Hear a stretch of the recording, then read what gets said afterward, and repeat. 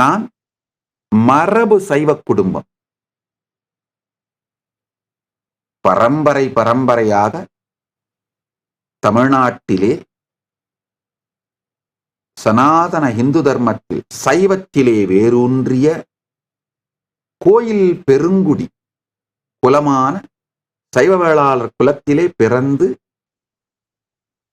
வளர்க்கப்பட்டு, அந்த மரபிலேயே வளர்க்கப்பட்டு, அது மட்டும் இல்லாம அந்த மரபிலேயே பெருமான் பரம்பொருள் பரமசிவ பரம்பொருளின் பேரருளால் அந்த மரபிலேயே பரமானுபூதியும் பெற்று கருவழியாகவும் குரு வழியாகவும் இந்த பரம்பரையே எனக்கு பரமானுபூதி கொடுத்து, நானும் கைலாய நாடும் எங்க சம்பிரதாயம் எல்லாமே முழுக்க முழுக்க சைவ உணவை மட்டுமே ஏற்றுக்கொள்பவர்கள்.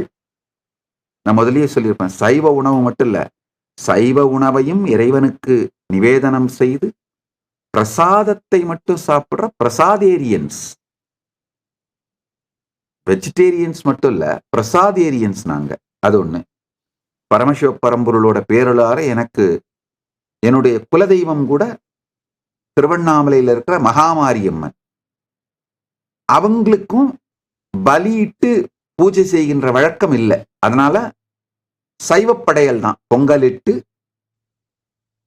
காய்கறி, பழங்கள், இந்த தேங்காய், வாழைப்பழம் இதெல்லாம் வச்சு படையலிட்டு பூஜை செய்கின்ற வழக்கம் தான். எங்களுடைய இன்னொரு குலதெய்வமான முனீஸ்வரனுக்கும் சைவப்படையல் தான். ஸோ அதனால என்னுடைய வாழ்க்கையில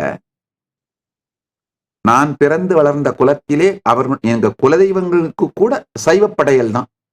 அதனால எனக்கு அந்த எந்த சங்கடமும் வந்ததில்லை, பிரச்சனையும் இல்லை. இதுதான்